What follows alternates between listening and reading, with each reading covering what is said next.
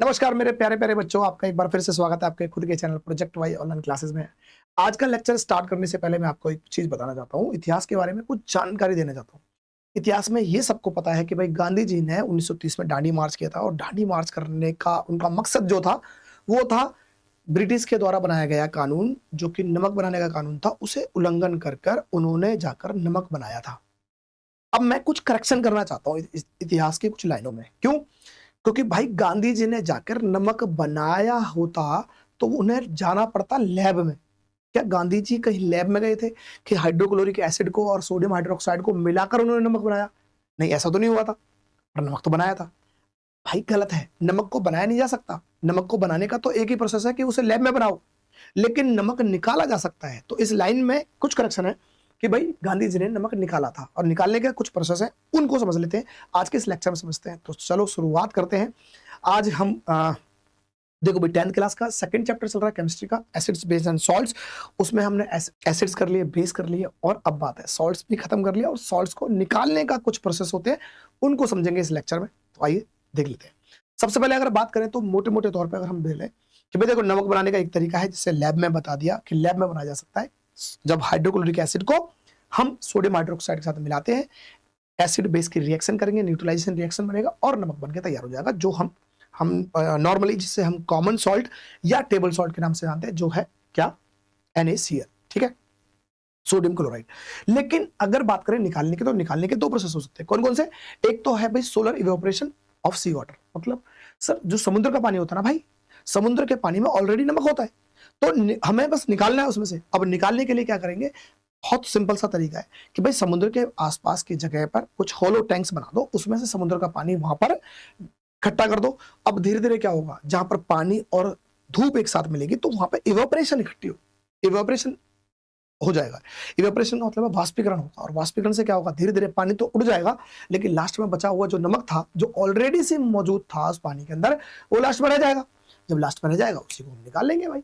ये process simple सा है यार, क्यों इतनी टेंशन ले रहे थे? दूसरा दूसरा प्रोसेस की बात करें तो mining of rock salt. Rock salt क्या है सर?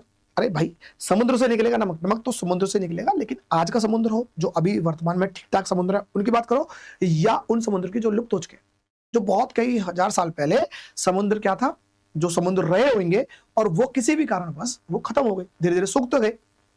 सूखने के बाद सूखा कैसे? धीरे धीरे पानी इवेपोरेट होकर उड़ गया। अब बचा क्या? क्योंकि नमक तो उनके अंदर भी था। अब वो नमक इकट्ठा होकर क्या है, एक चट्टान की फॉर्म में ले लेता है, चट्टान बन जाता है, पत्थर के फॉर्म में ले लेता। उसी चट्टान को हम बोल देते हैं क्या? Rock salt. क्यों बोला? क्योंकि भाई रॉक तो पत्थर जैसा बन चुका है ना, पर है किसका? सॉल्ट का। तो इसलिए rock plus salt is called rock salt. समझ में आया? आज इसी प्रोसेस को समझते हैं, आराम आराम से ध्यान से समझेंगे, एक भी दिक्कत नहीं रहेगी, कोई डाउट नहीं रहेगा। चल मिलते हैं। ठीक है, बात करते हैं भाई। सबसे पहले प्रोसेस के बारे में बात करें तो solar evaporation from sea water. Sea water मतलब भाई इसके कुछ प्रोसेस होते हैं। मैंने बताया कि समुद्र के पानी से ऑलरेडी जो नमक है उसको निकालने की प्रोसेस कोई बोल रहे होते हैं भाई ये। चलो, तो एक तो बात करते हैं कि यहां पर पहला देखो कुछ प्रोसेस है। पहले तो हम करें कलेक्ट ऑफ सी वाटर, मतलब हमने क्या करा, पानी जो समुद्र का पानी है उसे इकट्ठा कर लो भाई।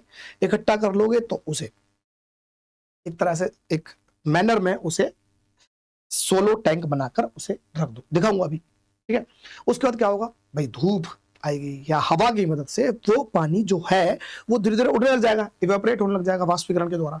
और जब इवेपोरेट हो जाएगा तो बचेगा क्या? नीचे जो बचा हुआ है उसे हम लेंगे क्रिस्टलाइजेशन हो जाएगा, मतलब वो इकट्ठा हो जाए। अब उसे क्या करना, अब उसे इकट्ठा कर लो, क्योंकि बचा हुआ नमक है, उसे इकट्ठा कर लेते हैं।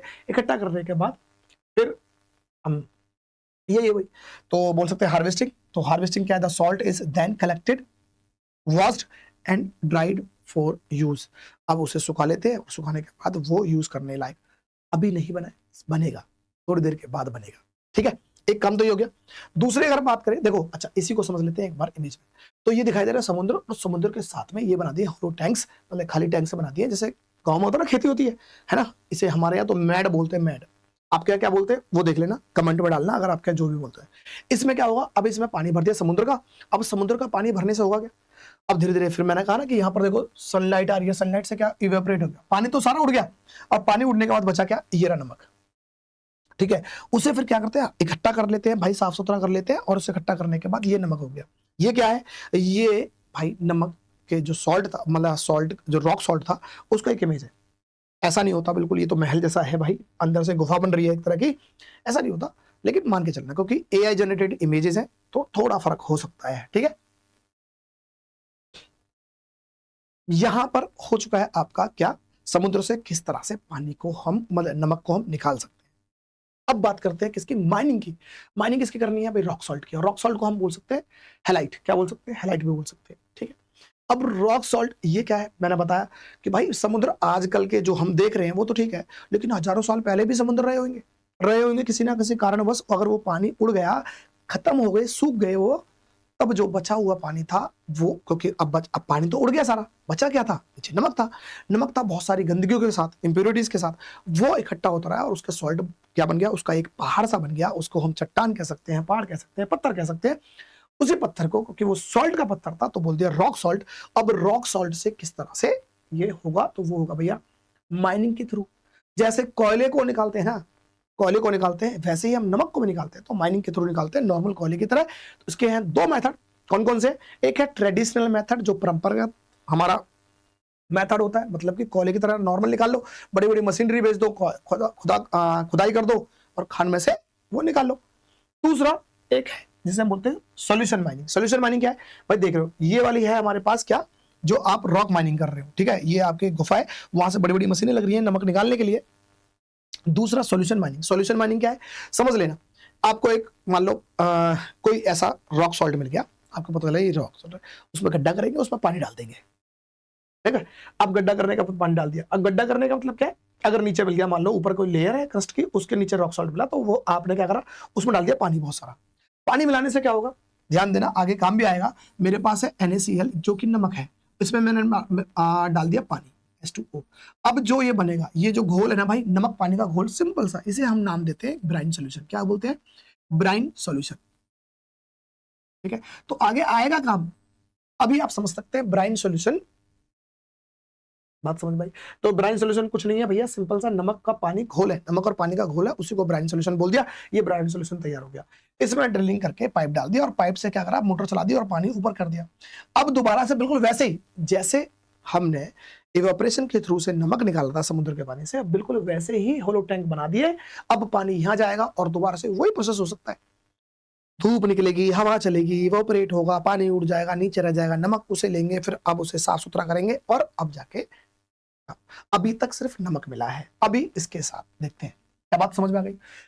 नमक, अब देखो नमक ऐसा नहीं होता भाई साफ सुथरा बिल्कुल जैसा दिखाई दे रहा था, वो एआई जनरेटेड इमेज थी तो बिल्कुल व्हाइट व्हाइट दिखाई दे रहा था, नहीं बसता नहीं है व्हाइट। अगर ऐसा कुछ है तो इसका मतलब है ये नमक में इंप्योरिटीज है। क्या है, इंप्योरिटीज है, ये कुछ इंप्योरिटीज है। इस इंप्योरिटीज को पहले प्यूरिफिकेशन करा जाता है, साफ सुथरा करा जाता है इसे। अब ये पत्थर के फॉर्म में है, रॉक सॉल्ट है, तो इसे मशीन से लेके आ गए बाहर। अब इसे क्रश करा जाएगा, इसे पीसा जाएगा, पीसने के बाद बड़ी बड़ी मशीनें यूज हो रही हैं और इसकी इंप्योरिटीज को ठीक करा जाएगा, साफ करा जाएगा। साफ करने के साथ साथ कुछ और चीजें भी मिलाई जाती है, जैसे कि आयोडीन, आपके शरीर को चाहिए, क्योंकि आपने खाना है भाई नमक, है ना, तो उसमें ह्यूमन बीइंग के लिए बहुत इंपॉर्टेंट है, शरीर के लिए बहुत सारी चीजें हैं। तो आयोडीन जैसी चीजें मिलाकर और बहुत सुंदर सुंदर सुंदर सुंदर से पैकेटों में पैक कर दी जाती है, और वहां से फिर आप दुकान से, अब वो रेट बढ़ गया, ठीक है। ये थी यहां पर आपका नमक बनाने का प्रोसेस, बात समझ में आया। फिर मैं कह रहा हूं, देखो भाई नमक बनाना बहुत महंगा है। क्यों महंगा है, अरे मान लो आपको आधा किलो नमक भी बनाना है, तो उसके लिए आपको कितना हाइड्रोक्लोरिक एसिड लेना पड़ेगा, कितने आपको सोडियम हाइड्रोक्साइड लेना पड़ेगा, उसके साथ भी बहुत सारी दिक्कतें हैं। कई गलती से हाइड्रोक्लोरिक एसिड आपके ऊपर आ गया उछलकर, स्किन जल सकते, कपड़े जल सकते, भाई कोरोजन नेचर का होता है, तो बहुत दिक्कत है। फिर बना भी लिया तो आधा किलो नमक बनाने में इतना खर्चा आ जाएगा ना भाई, इससे अच्छा तो होटल से ऑर्डर कर दोगे, सब्जी मंगा लोगे फिर। और जबकि मार्केट में 20 रुपए से लेकर 22 रुपए और 30 रुपए तक नमक आता है, और इवन बहुत महंगा भी आता है। बस किसके नाम पर, ये प्यूरिफिकेशन, जितना ज्यादा प्यूरिफिकेशन करेंगे, जितना ज्यादा, कभी कभी उसमें लिख देते हैं आयोडाइज्ड नमक, तो आयोडीन मिलाने के चीज को इतना लेबल्ड कर देते हैं, इतनी एडवर्टीजमेंट कर देते हैं कि उससे क्या कर देंगे, उसे वो महंगा कर देते हैं। तो महंगा करने के तरीके हैं भाई, सिंपल सा। तो बनाना महंगा है, क्यों कर रहे हैं हम ऐसा चीज, क्योंकि ये कॉस्ट इफेक्टिव है। क्या है, कॉस्ट इफेक्टिव है। और दूसरा, कहीं हमने नेचर को कोई नुकसान नहीं पहुंचाया, नमक निकालने के लिए हमने नेचर को नुकसान नहीं पहुंचाया। मान लो हाइड्रोक्लोरिक एसिड यूज कर रहे थे, नमक बना दिया, अरे एसिड को यूज करा है ना भाई, कहीं तो फेंकोगे, कहीं तो जाएगा, कैसे ना कैसे के अर्थ के अंदर जाएगा, तो और इसमें अगर हाइड्रोजन गैस निकलेगी तब भी जाके तो बहुत सारी दिक्कत हो सकती है। लेकिन ये इको फ्रेंडली है भाई। हमने क्या करा, सीधा समुद्र गए, समुद्र से नमक पानी निकाला, पानी बिछा दिया। एवापोरेट कराने के लिए हमने तो सूरज से नहीं बोला ना कि भाई धूप कर दे, हमने तो नहीं बोला कि भाई सूरज, हम नमक का व्यापार कर रहे हैं, नमक को निकालना चाहते हैं और तू एकदम धूप तेज कर दे, नहीं, सूरज का काम है, वो कर रहा है, एवापोरेट हो रहा है, बाद में नमक हुआ, उसे सफाई करके बस निकाल दिया। तो सस्ता है, लार्ज स्केल पर निकाला जा सकता है, इंडस्ट्रियल यूज में होगा, वो भी समझते हैं। ठीक है भाई। अब क्योंकि नमक निकल चुका है तो भाई इसका हम यूज कर लेते हैं, यूज पढ़ लेते हैं कि यूज भी काम के, क्योंकि यूज आपके काम, देखो एक तो सबसे बड़ा यूज है, दोस्त को खिला दे रहा करो भाई, दोस्त है ना कोई, उसे कुछ ना कुछ खिलाते रहा करो, जैसे कि समोसे खिला दिए, कभी कुलचे खिला दिए, कभी जो भी अच्छा लगे आपको, नमक जिसमें हो खिला दो। अब क्या होगा उससे, आप बोल दोगे भाई देख तूने मेरा नमक खाया है, नमक हरामी मत करियो, ठीक है ना, नमक का फर्ज निभाइयो, तो वो पक्का दोस्त बना रहेगा। होता है ना, दोस्त को खिलाते रहो तो वो पक्का दोस्त रहता है, जिस दिन नहीं खिलाओगा अच्छा बेटे, बस यही। चलो, पर लेकिन कुछ ऐसे यूज हैं जो हमें याद करने पड़ते हैं, रट्टा मारने पड़ते हैं, लेकिन चीजों को समझोगे तो कोई रट्टा मारने की जरूरत नहीं पड़ेगी। जैसे मैं कहता हूं भाई ये मेरे पास नमक है, क्या है, NaCl, ठीक है। अब ये बना किससे, एक तो अगर इसे पानी में डाल देंगे, डिसॉल्व कर देंगे, तो हम कह सकते हैं कि ये एक तो सोडियम और क्लोरीन से बना हुआ है। कैसा, सोडियम और क्लोरीन से, तो सोडियम से बने हुए कंपाउंड्स इससे भी बन सकते हैं, हाँ के ना भाई, सोडियम से बना हुआ है ना, अगर इस नमक का यूज करेंगे तो कहीं ना कहीं सोडियम और क्लोरीन तो है। अब क्लोरीन से जो आइटम बन सकते हैं वो इससे भी बनाए जा सकते हैं, क्लोरीन से जो आइटम बन सकते हैं वो इससे भी बनाए जा सकते हैं, तो ध्यान देना। तो क्लोरीन से कंपाउंड जो बनेंगे वो भी इसमें मौजूद हो सकते हैं। दूसरा, अगर हम बात करें कि नमक जो है, इस नमक को हमने, याद करो कि हमने H2SO4 के साथ रिएक्ट कराया था, तो क्या बन गया था भाई, HCl बना था, नहीं बना था, HCl बना था और पानी बना था, आगे ना। तो कुल मिलाकर मैं कह सकता हूं कि HCl भी बन गया था। फिर HCl को अगर देखें तो HCl में क्या है, हाइड्रोजन है, क्या है, हाइड्रोजन है। क्लोरीन में क्या है, ये रहा क्लोरीन, तो इसे क्लोरीन में तोड़ सकते हैं, ठीक है भाई, इसे क्लोरीन में तोड़ सकते हैं, इसे हाइड्रोजन में तोड़ सकते हैं। समझ में आ रही बात। तो कुल मिलाकर मैं कह सकता हूं कि भैया नमक से आप सोडियम के कंपाउंड बना सकते हो, क्लोरीन के कंपाउंड बना सकते हो, नमक से आप HCl बना सकते हो, और HCl से हाइड्रोजन और क्लोरीन को भी अलग कर सकते हो। तो कुल मिलाकर हम कह सकते हैं सोडियम के कंपाउंड्स, क्लोरीन के कंपाउंड्स नमक से बनाए जा सकते हैं। अब देखते हैं एक बार, देखो भाई, raw material for chemicals, raw material use होते हैं केमिकल के, रॉ मटेरियल की तरह यूज होता है नमक कुछ केमिकल्स बनाने में। और वो केमिकल्स कौन कौन से, देखे तो सोडियम हाइड्रोक्साइड, क्या होता है भाई, इसे बोलते हैं कास्टिक सोडा, NaOH है, क्या है, सोडियम तो आ रहा है, तो सोडियम का कंपाउंड है, सोडियम का कंपाउंड बोला था ना, ठीक है। इसके लिए क्या प्रोसेस यूज होता है, उसका एक नाम होता है, इसे हम बोलते हैं क्लोरो अल्कलाई प्रोसेस। मैं इसके बारे में बात नहीं करूंगा, उसके लिए अलग से वीडियो आएगी, फिलहाल समझ लेना। क्लोरो अल्कलाई प्रोसेस से सोडियम हाइड्रोक्साइड निकाला जाता है, ठीक है। दूसरा सोडियम कार्बोनेट, ये क्या है, sodium carbonate, sodium carbonate NaCO3, हालांकि इसे वॉशिंग सोडा बोला गया, लेकिन सिर्फ सोडियम कार्बोनेट को वॉशिंग सोडा नहीं बोलते भाई। क्या होता है, इसके साथ रहता है .10H2O, ये वाटर के क्रिस्टलाइजेशन है। क्रिस्टलाइजेशन क्या होते हैं, वाटर के मॉलिक्यूल जो होते हैं क्रिस्टल की तरह बना लेते हैं। कैसे बना लेते हैं, जैसे मान लो मेरे पास एक मॉलिक्यूल है सोडियम कार्बोनेट का, इसके इसके ऊपर अगर ये कितने हैं भाई, 10 है ना, इस पे 10 वाटर के फिक्स ये मॉलिक्यूल चिपक जाए, और ये क्या हो जाए, ये हो जाए हाइड्रेटेड, ठीक है। अब ये एक क्रिस्टल का रूप ले ले तो इसे बोलेंगे हम, तो ये वाटर, ये जो मॉलिक्यूल ऑफ क्रिस्टलाइजेशन है ना, वो होता है फिक्स वैल्यू ऑफ वाटर के मॉलिक्यूल चिपके होते हैं किसी एक मॉलिक्यूल से। तो हम बोल सकते हैं यहाँ पर 10 मॉलिक्यूल है, तो इसका मतलब है कि इस सोडियम कार्बोनेट के एक मॉलिक्यूल के पास 10 वाटर के मॉलिक्यूल चिपके पड़े हैं, और एक ये एक क्रिस्टल का फॉर्म ले लेते हैं। इसे भी हम देखेंगे, ये बहुत काम की चीज है। तो इसका नाम पढ़े तो क्या पढ़ेंगे, सोडियम कार्बोनेट, इस चैन को बोलते हैं डेका, और ये क्योंकि पानी मिला हुआ तो हाइड्रेटेड हो गया भाई, हाइड्रेटेड सॉल्ट भी बोल देते हैं। तो सोडियम कार्बोनेट डेका हाइड्रेटेड नाम से जाना जाता है वॉशिंग सोडा, ठीक है, बात समझ में आया। फिर मेरा कहने का मतलब है कि सोडियम का कंपाउंड है, तो सोडियम तो NaCl में था, सोडियम हाइड्रोजन कार्बोनेट, तो सोडियम हाइड्रोजन कार्बोनेट क्या है भाई, सोडियम हाइड्रोजन कार्बोनेट क्या है, तो समझ लेते हैं, पहले इसे मिटा दूं, सोडियम हाइड्रोजन कार्बोनेट, तो सोडियम हाइड्रोजन कार्बोनेट। अब इसी को हम बेकिंग सोडा बोल देते हैं, इसी को सोडियम बाइकार्बोनेट के नाम से भी जानते हैं, पर है तो सोडियम का ही कंपाउंड, तो नमक से बन सकता है। हम बात कर रहे हैं भाई HCl एसिड, तो हाइड्रोक्लोरिक एसिड, तो हाइड्रोक्लोरिक एसिड देखा ना, बना रहे थे, ऐसे तो बनाया था, इससे बन सकता है। हाइड्रोक्लोरिक एसिड बन गया तो उससे हाइड्रोजन अलग की जा सकती है, क्लोरीन अलग की जा सकती है, और सोडियम क्लोराइड में तो सोडियम तो होता ही है, तो सोडियम मेटल तो बन ही जाएगा। तो कुल मिलाकर इतनी सारी चीज बन सकती है। तो अब आज के बाद याद रहेगा, कोई दिक्कत तो नहीं आएगी। चलो, ये सब में यहाँ पर हम मिटा देते हैं और आगे देखते हैं। फिर बात आती है भाई, क्या समझो, इन बेकिंग एंड हेल्थ, भाई खाना बनाने में और हेल्थ से कितना इंपॉर्टेंट है ये सोडियम समझते हैं। खाना बनाने में तो समझ गए, आपको कितने बड़े से बड़े रेस्टोरेंट में डालू, कितने से बड़े महंगे से महंगे रेस्टोरेंट में, और आप वहां पे सबसे बेहतरीन खाना भी ऑर्डर करोगे ना, बस गलती ये कह रहे कुक उसमें खाना नमक ना डाले, तो क्या बोल दोगे आप, कितना महंगा हो तब भी आप बोलोगे अरे यार क्या है, कुछ नहीं है, स्वाद नहीं आ रहा। तो कुल मिलाकर स्वाद को बढ़ाने के लिए स्वाद अनुसार नमक डालना पड़ता है। तो नमक का काम स्वाद के बढ़ाने के लिए तो होता है, फ्लेवरिंग आ जाती है आपके खाने की। दूसरा क्या है, essential for the nervous system and muscles movement. पहले देखते हैं नर्वस सिस्टम और मसल मूवमेंट को। भाई हम कोई चीज को हम परसीव कर रहे होते हैं तो नर्वस सिस्टम के थ्रू, है ना, हमारे कुछ रिसेप्टर्स हैं। अब रिसेप्टर्स है तो जैसे मान लो कोई चीज हमने छुई है, तो वो हमसे इंफॉर्मेशन गई है, वो कहां जाएगी, नर्वस सिस्टम के थ्रू। नर्वस सिस्टम हमें कहां ले जाएगा, ब्रेन तक ले जाएगा। और वो कैसे पहुंचता है, कुछ इलेक्ट्रिकल इंपल्सेस होते हैं, वो इलेक्ट्रिकल इंपल्सेस शरीर के अंदर बनते हैं और उन्हीं से इंफॉर्मेशन जाती है और उन्हीं से दोबारा से ब्रेन हमारा कमांड देता है कि हमें क्या एक्शन लेना है। तो इंपल्सेस आती भी हैं, तो वो इलेक्ट्रिकल इंपल्सेस बड़े काम की चीज हैं।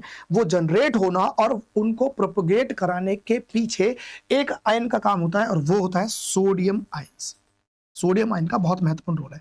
और सोडियम आयन कहां से मिल जाएगा, नमक खा रहे थे ना सर स्वाद के लिए, देखो स्वाद के साथ साथ और क्या कर रहा है, नमक को जैसे ही पानी में डाला, क्योंकि शरीर के अंदर पानी होता ही है, तो ये क्या करेगा, ये हो जाएगा Na+ सोडियम आयंस और क्लोराइड आयंस में ब्रेकडाउन। और ये सोडियम आयन कहां यूज हो रहा है, यहां पर। क्या बात समझ में आ गया। तो सोडियम आयन हमारे इम्पल्स, इलेक्ट्रिक इम्पल्सेस को हमारे नर्व्स के थ्रू हमारी इंफॉर्मेशन ले जाने और लाने में काम महत्वपूर्ण रोल निभाता है। कोई दिक्कत, चलो बात आती है भाई production of HCl in stomach for digestion.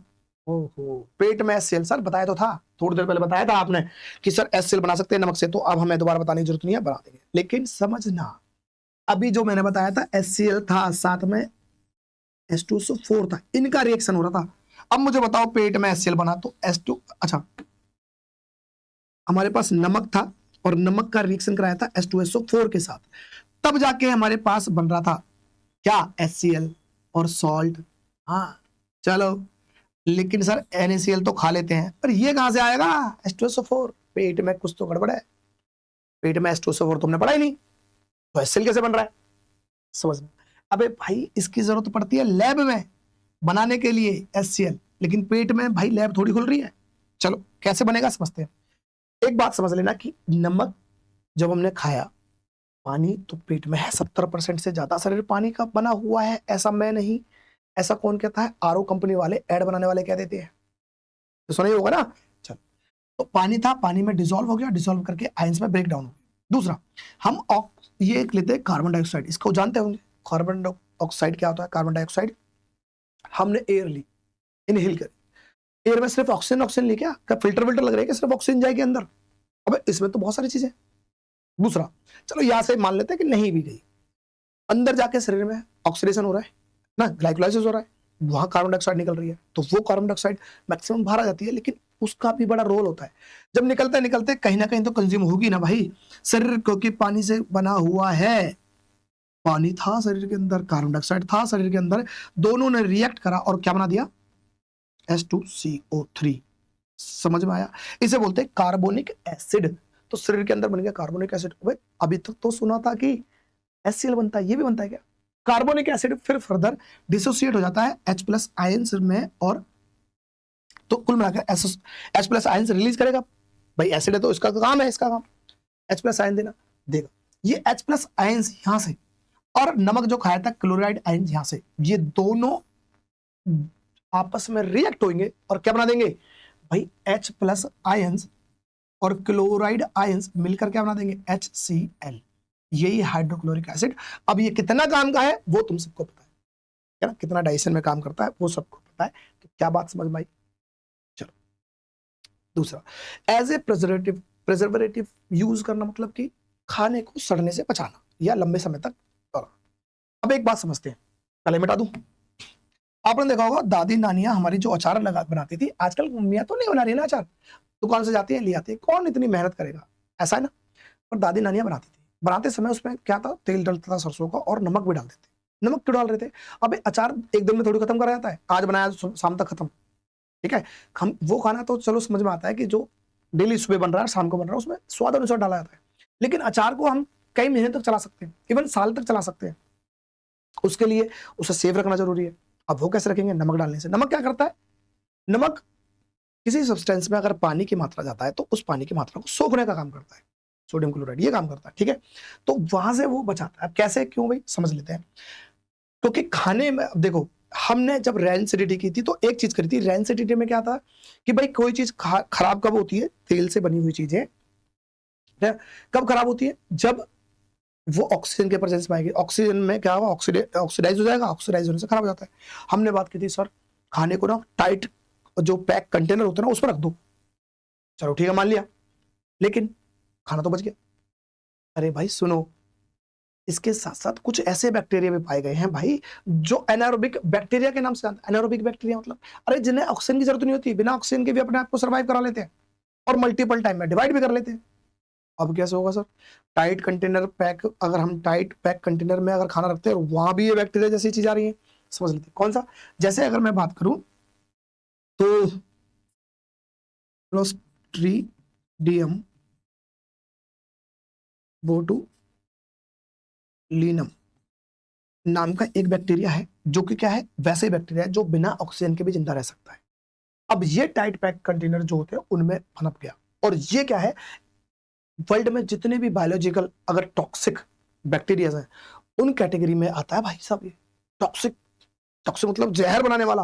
तो एक टॉक्सिन बन जाता है किस नाम से? इसके नाम से हम बोलते हैं ऐसे, बोटुलिनम टॉक्सिन बना देता है। टॉक्सिन कितना खतरनाक होता है, ठीक है। टॉक्सिन बना देता है और इसी से एक बीमारी फैल जाती है जिसे हम बोलते हैं बोटुलिज्म की बीमारी है। अब इस बीमारी में क्या होता है? सांस लेना में दिक्कत, धुंधला दिखना, ठीक है, और भी बहुत सारी बीमारी। अब ये बीमारी, अब ये खतरनाक है भाई। अब नमक क्या करता है? नमक ऐसे बैक्टीरिया को पनपने नहीं देता, इवन मार भी देता है। नमक से ये फायदा हुआ। इसी कारण जो आपके फिश, मछलियां और जो मीट होती है उसको भी प्रिजर्व किया जाता है नमक मिलाकर। कहने का मतलब है बिना फ्रिज के भी आप कई दिनों तक चला सकते हो अगर मीट में या फिश में नमक मिलाकर रख दोगे। ये हमारी दादी नानियां जानती थी, ठीक है। क्या ये बात समझ भाई? अच्छा अब बात करें सोप इंडस्ट्रीज में। अरे सोप इंडस्ट्रीज में सोप मैन्युफैक्चरिंग में क्या नमक का यूज होता है वो हम समझेंगे। अभी यहाँ पर देखा था डिटर्जेंट, अगर ये डिटर्जेंट बना रहा है, वॉशिंग सोडा बना रहा है तो सोप भी बनाई देगा, ठीक है। तो ये याद रखेंगे। दूसरा मेल्टिंग। अब मेल्टिंग आइस को कैसे काम करेगा कंट्रोल, देखो ये मिटा देता हूं और आप समझते हैं इसको। देखो भाई, आपका ड्रीम जो, अगर आपसे पूछा जाए कि भाई कहाँ घूमना चाहते हो, अगर मैं अपने खर्चे पे तुम्हें घुमाना चाहता हूँ तो कहाँ घूमोगे, तो मैक्सिमम बच्चों का होगा सर ऐसी जगह चलो जहां पर स्नोफॉल हो रहा हो, है ना, बर्फ पड़ती हो, ऐसी जगह जाना चाहते हैं। अब ऐसी जगह में दिक्कत क्या होती है? दिक्कत ये होती है कि बर्फ जब पड़ती है ना बहुत अच्छी लगती है, व्हाइट कलर की चादर, लेकिन वहां के रहने वालों को पूछो भाई, बड़ी दिक्कतें आती हैं। अरे सड़कें जाम हो जाती हैं, बर्फ जब सड़क पे पड़ती है, सड़क पे आप चला नहीं सकते गाड़ियां, दिक्कत है, डेंजरफुल है। अब क्या करेंगे? अब ये कर देंगे कि भाई अब वहां की जो सड़कें होती है उनको साफ करने के लिए भी नमक का यूज होता है। अब वो या तो कर सकते हैं नमक का छिड़काव कर दो, या फिर नमक को पानी मिलाओ और पानी मिले हुए नमक को क्या बोलते हैं, ब्राइन सोल्यूशन, उस ब्राइन सोल्यूशन को फिर छिड़काव कर दो। तो होगा क्या, नमक की, क्योंकि हमने पहले बात की थी नमक का मेल्टिंग पॉइंट बहुत ज्यादा ही होता है। कितना होता है? जो हमारे पास NaCl है उसका जो बॉइलिंग मेल्टिंग पॉइंट है, मेल्टिंग पॉइंट कितना है? 801 डिग्री सेल्सियस। अगर मैं इसकी बॉइलिंग पॉइंट की बात करूं तो कितना होता है? 1413 डिग्री सेल्सियस। तो मेल्टिंग पॉइंट इतना ज्यादा है तो अब वो खुद तो मेल्ट होगा नहीं। चलो दूसरा, ये पानी के अंदर जो पानी जो बर्फ में कन्वर्ट हुआ है वो 0 से लेकर -3 डिग्री 5 डिग्री तक जाता है और कन्वर्ट हो जाता है, आइस बन जाती है। लेकिन जैसे ही ये पानी का छिड़काव, नमक के और पानी का छिड़काव मतलब कि ब्राइन सोल्यूशन का छिड़काव कह सकते हैं, या नमक को जैसे ही उस बर्फ पर डालेंगे तो वो पानी की उस टेंडेंसी को खत्म करता है और उसका मेल्टिंग पॉइंट को और नीचे ले जाता है। अब नीचे ले जाने से क्या होगा? अब जो पानी, जो बर्फ बन चुकी थी वो अब क्या होगा, पानी बन जाएगा, और पानी बनने के बाद क्या होगा, पिघल जाएगी आइस और रोड हो जाएंगे साफ। तो नमक से क्या होगा कि 9 डिग्री से लेकर -21 डिग्री तक, 21 डिग्री सेल्सियस तक कुल मिलाकर अगर इतना टेम्परेचर भी हो तब भी बर्फ नहीं इकट्ठी होने देगा, पिघला देगा और इस तरह से रोड आपके हो जाएंगे क्लियर। और नमक ने इतना काम कर दिया। तो समझ में भाई, अभी तक जिस नमक को हम सोचते थे यार मम्मी सब्जी में नमक कम है, थोड़ा नमक दे दो, थोड़ा नमक के मत सोच लेना भाई, थोड़े नमक के पीछे कितनी सारी कहानियां हैं वो सारी याद कर लेना। तो ठीक है, अगर नमक के कहानियों को समझ चुके होंगे तो नमक से रिलेटेड कुछ क्वेश्चन देख लेते हैं जो आपके प्रीवियस ईयर में आए। क्वेश्चन आया 2023 में, क्या था ये, PYQ है भाई, ठीक है, PYQ है, PYQ, और कब पूछा, 2023 में। अगर बात समझ में आ गया हो, आपने लेक्चर आराम से सुना है सबको ध्यान में रखते हुए, तो अब देख लेते हैं क्वेश्चन। क्वेश्चन क्या कहता है भाई, एक दिन कमल ने देखा कि उसकी माँ रसोई में कढ़ाई में मूंगफलियां भून रही थी और उन्होंने मूंगफलियां भूनने के लिए एक साधारण नमक का उपयोग किया था। कमल यह देखकर हैरान रह गई, ओहो रह गई, इसका मतलब लड़की है। बहुत अधिक तापमान होने के बावजूद नमक नहीं पिघला और मूंगफली भी बन गई। तो अब मुद्दा यह है कि कमल लड़का है लड़की है, नहीं, मुद्दा यह है कि नमक क्यों नहीं पिघला। तो अभी मैंने 2 मिनट पहले बताया और पहले ही बता चुका है कि नमक का जो भाई मेल्टिंग पॉइंट कितना है, 801 डिग्री सेल्सियस। इतनी डिग्री टेम्परेचर के आपके जो किचन है ना भाई, उसकी तो औकात नहीं है किचन में वो डेवलप किया जा सके। तो नमक तो इसलिए नहीं पिघला, पहला बात।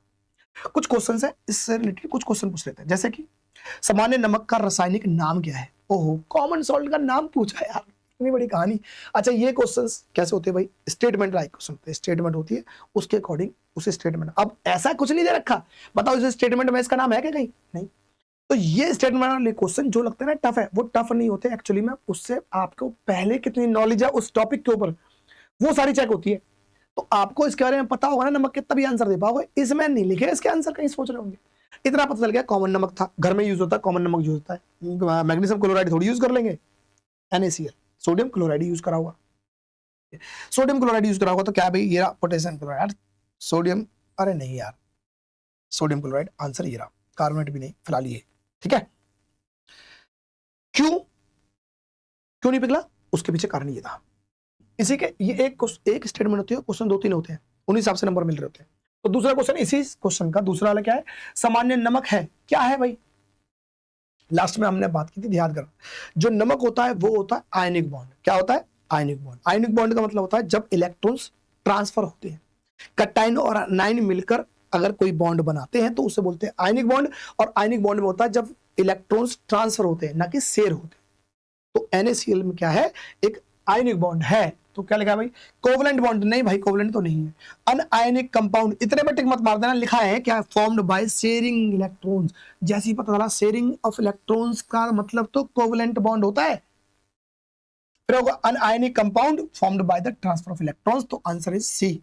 तो अगर आपको पहले से नॉलेज है तभी इन सवालों का आंसर दे पाओगे, क्योंकि नमक की बात थी तो इसलिए नमक से रिलेटेड क्वेश्चन देख लिया। बात करें तीसरा क्वेश्चन है, common salt is not a raw material for. तो कौन सा रॉ मटेरियल इनमें से किसके रूप में, रॉ मटेरियल के रूप में यूज नहीं होता कॉमन सॉल्ट, मतलब कि सोडियम क्लोराइड, ठीक है भाई। तो एक देखते हैं भाई, bleaching powder, plaster of Paris, है ना, याद करना। ब्लीचिंग पाउडर का मतलब क्या है, ब्लीचिंग पाउडर क्या होता है, इसे बोलते हैं कैल्शियम ऑक्सीक्लोराइड। क्या बोलते हैं, कैल्शियम ऑक्सीक्लोराइड। तो क्लोराइड का मतलब है क्लोराइड के आयन से बनी है। अगर मैंने कहा था ना सोडियम, और ये सोडियम क्लोराइड होता है, सोडियम के आयंस इससे बन सकते हैं, और क्लोराइड के आयन से जो बनने वाली चीज होंगी वो सब नमक से बन सकती है। तो इसका मतलब क्या होता है, ब्लीचिंग पाउडर को अगर हम देखें तो कैल्शियम ऑक्सीक्लोराइड बोलते हैं, क्लोराइड का कंपाउंड है, तो ये बन जाएगा, ठीक है। बेकिंग सोडा हमने देखा था, बेकिंग सोडा, कास्टिक सोडा, ये सब समझे थे, ठीक है। बेकिंग सोडा क्या बोलते हैं, NaCO3, सोडियम बाइकार्बोनेट, इसे क्या बोलते हैं, NaOH। और इसे क्या बोलते हैं, इसे बोलते हैं कैल्शियम सल्फेट, ठीक है। कैल्शियम सल्फेट डॉट हाफेस्ट, छोड़ो, हम अभी नाम पे नहीं जा रहे। और देखो ये तो क्या था, ये था हमारे पास कैल्शियम ऑक्सीक्लोराइड। तो कुल मिलाकर सोडियम और क्लोराइड के जो भी कंपाउंड है वो बनेंगे। तो ये बनेगा, ये भी बन जाएगा, कौन सा नहीं बनेगा, सिर्फ ये नहीं बनेगा। तो आंसर कौन सा होगा, ये आंसर नहीं हो सकते भाई। आपसे सवाल में पूछा है क्या, कौन सा नहीं बनेगा, तो आंसर कौन सा जाएगा, प्लास्टर ऑफ पेरिस। 3 अगर बन रहे हैं तो चौथा ही होगा जो नहीं बनेगा। फिलहाल अगर देखोगे इसे बोलते हैं हम calcium sulphate dot half H2O hemi hydrated, वो हम देखेंगे इनको जब अलग से पढ़ेंगे। तो ये छोटे से क्वेश्चन थे, वो हमने करने की कोशिश की। अच्छा कुछ और भी है? अच्छा एक क्वेश्चन और, चलो देख लेते हैं। Common salt is used as a raw material in the preparation of the washing soda in which the number of molecules of water of crystallisation. Oh, water of crystallisation के बारे में बात करिए, इससे देख लेते हैं कितने हैं भाई। वाटर ऑफ क्रिस्टलाइजेशन मैंने बताया था कि सोडियम कार्बोनेट के साथ साथ 10H2O है। इसका मतलब कितने हैं, fix molecule of water crystallisation, ये है नंबर्स कितने हैं, 10 है। तो सवाल में आ जाएगा आंसर 10। इसको हम अलग से देखेंगे फिलहाल, क्योंकि बहुत सारे क्वेश्चन पूछे जाते हैं इससे। कई बार क्वेश्चन पूछेंगे भाई किस में ज्यादा होते हैं किस में कम होते हैं, वो भी देख लेंगे फिलहाल। तो ये भी क्वेश्चन भी होगा खत्म। आज की वीडियो में उम्मीद करता हूँ आपको चीजें समझ में आई होंगी। समझ में आ गई तो आप अपने प्रीवियस ईयर के क्वेश्चन उठाओ और लगाओ, अगर इससे रिलेटेड है तो। ठीक है, चलो मिलते हैं नेक्स्ट वीडियो में।